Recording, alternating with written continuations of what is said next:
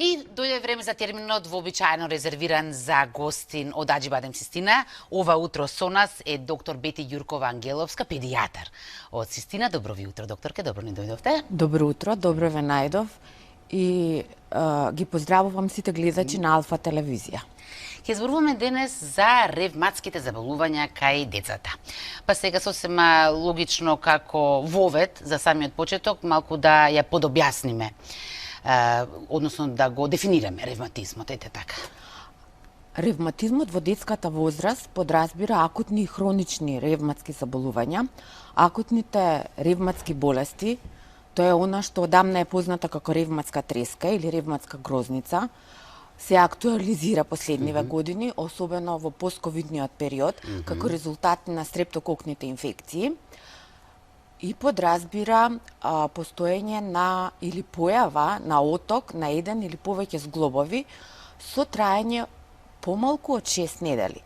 За разлика од хроничниот ревматизам, кој што е сосема друг ентитет и опфаќа голема група на заболувања, се карактеризира со постоење на оток на зглобови, на еден или повеќе зглобови и други манифестации од другите органски системи, кои што ние велиме дека се системски манифестации со траење на оток на зглобови повеќе од 6 недели кај деца од под 16 годишна возраст, треба да размислуваме за постоење на хроничен ревматизам.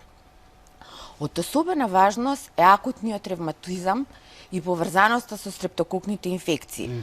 Од особен интерес е во постковидниот период, затоа што настана промена на епидемиолошката состојба и на епидемиолошката појава на многу често говорениот или познатиот стрептококус пиогенез, тоа е бактерија од групата на грам-позитивни бактерии, кој што е предизвикувач најчесто на горно-респираторни инфекции, кои што поминуваат со лесна клиничка слика, како акутна болест. Меѓутоа, Светската здравствена организација утврдила дека во втората половина на 2022 година, како резултат на предходната изолација, епидемиолошката состојба со оваа бактерија се промени, така да се помести врвот на појавување, значи на сезонската појава на стрептококните инфекции и болестите кои што ги предизвикува оваа бактерија. Меѓутоа не е утврдено дека постои промена на вирулентноста, односно за гледачите да појаснам, појасно да кажам дека не е утврдено дека бактеријата станала поагресивна или дека предизвикува потешки облици на болеста, туку само дека инцидентно во одредени области, тоа е утврдено дека во 5 држави во светот, според податоците на Светската здравствена организација, е зголемен бројот на односно инциденцата на пациенти кои што се разболеле, значи збора за детска популација, кај деца под 10 годишна возраст, кои што се разболеле од стрептококна инфекција. А исто така е утврдено дека и смртноста, значи што секако не е добро да збориме за смртност или морталитет од оваа бактерија која што нас ни е многу добро позната, меѓутоа утврдено е дека бројот на пациентите кои што починале од оваа бактерија во 2022 година, значи во периодот после ковид пандемијата, после повторната ресоциализација е поголем. Значи голем непријател имаме. Да, непријателот е голем, значи тој не е новонастанат. Таа бактерија секогаш била присутна и можам да кажам дека таа е убиквитарна бактерија. Убиквитарна значи таа е присутна кај голем број од популацијата и нормално значи може да се сретне во бриз од нос, од грло, живее на кожата. Меѓутоа во одредени случаи станува патогена. Особено утврдено е дека со ресоциализацијата во периодот после ковидот, како резултат на претходните вирусни инфекции, се зголемиле болестите кои што ги предизвикува оваа бактерија. Бактеријата предизвикува акутни респираторни инфекции, тоа се воспаление на грло, на крајници, воспаление на кожа, многу добро познатата скарлатина или шарлах, тоа е бактерија, тоа е болест која што е типична за детскиот период и тоа за помалата детска популација. Меѓутоа, исто така е утврдено дека предизвикува и други потешки болести, во смисла на постоење на тешка стрептококна инфекција или шок. Меѓутоа, што е од особен интерес? Од особен интерес за поврзаноста на оваа бактерија со акутниот ревматизам е тоа што оваа бактерија предизвикува имунолошки состојби кои што се резултат на претходна стрептококна инфекција, а тоа е ревматската треска и постстрептококниот артритис. Тоа е она што највеќе ги плаши родителите и мислам дека треба да објаснам кога треба да бидат родителите загрижени за нивните деца кога имаат стрептококна инфекција.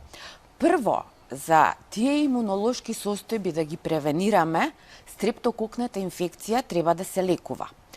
Прво треба да се докаже во бриз од Прво грло, да се препознае, да се така? препознае, да се препознае болеста која што е предизвикана и да се лекува.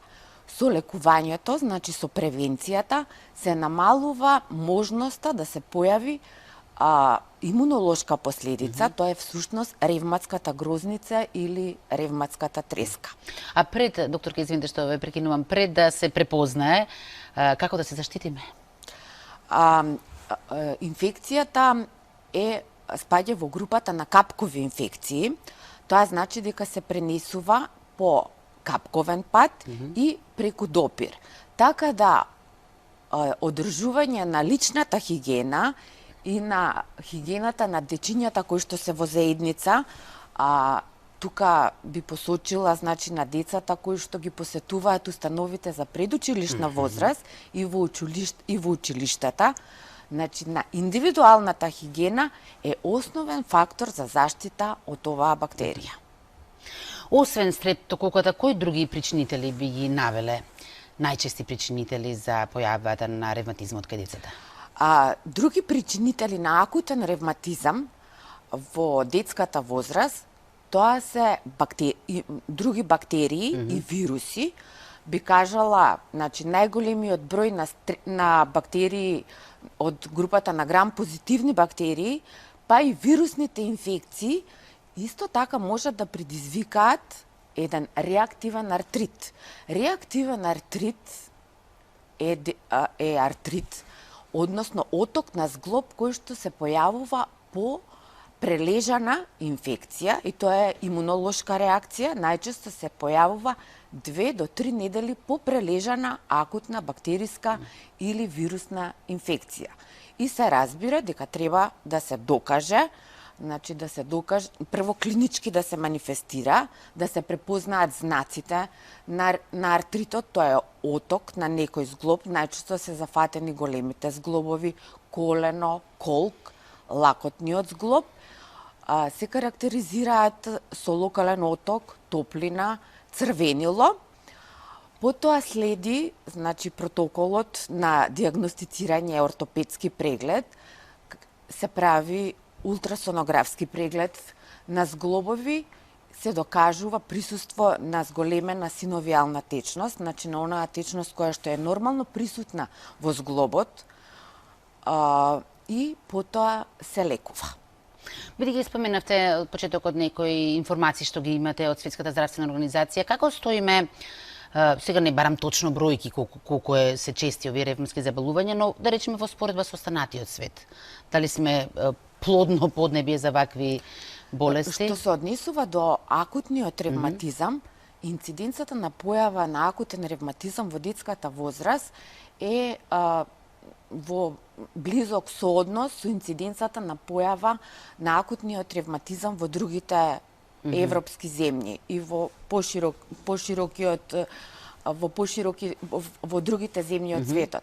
Додека што се однесува до хроничниот ревматизам, исто така би кажала дека појавата, односно бројот на новооткриени случаи во тек на една година кај деца под 16 годишна возраст, значи тогаш говориме за инциденца на одредена болест, исто така е во светски рамки, како што е во другите европски држави. Годишно се појавуваат 2 до 3 новооткриени случаи на 100.000 деца под 16 годишна возраст.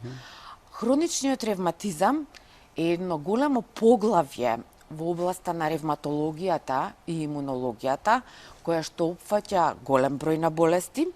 Меѓутоа, се разбира дека најчести се хроничниот јувенилен артрит со своите подгрупи, системска форма, олигоартикуларна форма, кога се зафатени помалку од 4 зглобови, и полиартикуларна форма, кога се зафатени повеќе од 5 зглобови. Особено побудува интерес и предмет на современата медицина е лекувањето на хроничниот ревматизам. Се разбира дека Колку е напредната во тој поглед? Дека постои голем напредок, значи дури можам да кажам дека секој дневно, значи нели, тоа не треба буквално да го сватиме, се појавуваат нови лекови кои што се во групата на така наречената биолошка терапија и кои што може да се даваат во детската возраст, нели, за секој новооткриен лек од групата на биолошката терапија, постои возраст на која што можеме да ги даваме лековите. Меѓутоа, што е целта на лекувањето на ревматизмот, на хроничниот ревматизам во детската возраст? Целта е да се подобри состојбата на децата, значи да се намали болката, да се намали воспалението, да се намалат системските манифестации, односно манифестациите од страна на другите органски системи и детето да има нормален квалитет на живот. Тоа е од најголема важност нормален квалитет на живот ќе има тогаш кога нема да има компликации на зглобовите, ниеден зглоб нема да биде со ограничена подвижност, така да ќе може нормално да функционира секојдневно и да се дружи со неговите врсници. Вие во насловот јасно имате направено поделбата на овие ревматски заболувања, болести на акутни и на хронични. Може ли да се зборува општо за некои симптоми? Кои се првичните симптоми што ги чувствува пациентот, што е веќе аларм дека треба да се појде на доктор? Првични симптоми кои што ги забележуваат родителите кај своите деца, тоа е најчесто оток на некој зглоб. И тоа секогаш, речиси секогаш, се поврзува со одредена траума. Меѓутоа, најчесто е коинциденција. Траумата е всушност тригер фактор или предизвикувачки фактор да се појави оток на некој зглоб. Отокот на зглобот, додека не помина 6 недели, не можеме да размислуваме за хроничен ревматизам.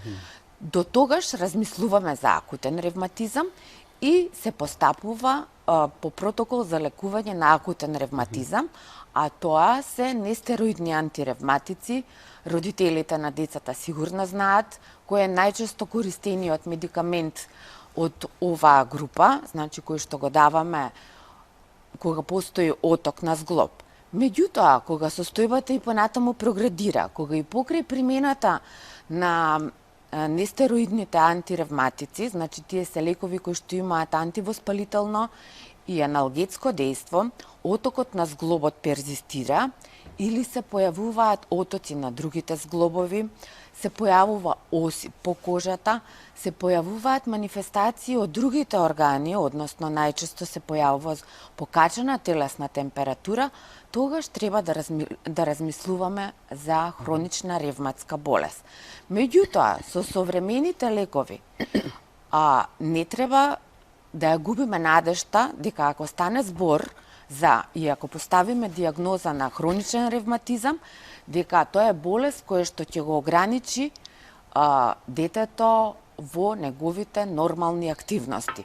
Основната цел на лекарите, на педиатрите кои што се занимаваат со овие болести е да им овозможиме на тие дечиња да живеат нормален живот, со нормален квалитет, да се дружат со своите врсници и нормално да ги посетуваат, значи нормално да ги посетуваат сите училишни активности. И за крај да ве прашам само што им прави ваквото променливо време на вашите пациентчиња? Се разбира дека и промените во времето, променливото време, предизвикува посебно кај пациентите, односно кај децата со хроничен ревматизам, значи со хроничен јувенилен артрит, тоа е најчестата болест, предизвикува појава на утринска вкочанетост, која што, значи, одреден временски период не се појавувала, па ќе се појави. Потоа променлив болка со променлив интензитет во одредени зглобови најчесто се појавува наутро, меѓутоа се разбира дека и тогаш постои медикамент кој што се дава повторно од групата на нестероидни антиревматици, со кој што би ги надминале овие ограничувачки фактори кои што се јавуваат во текот на денот, а кои што, значи, зависат од основната болест, која што сепак зависи од временските услови кои што не можеме да ги промениме. Доктор, јас многу ви благодарам на ова ваше гостување. За жал немавме време да вклучиме некој гледач, но мислам дека бевте доста јасна. Убаво ја опишавте.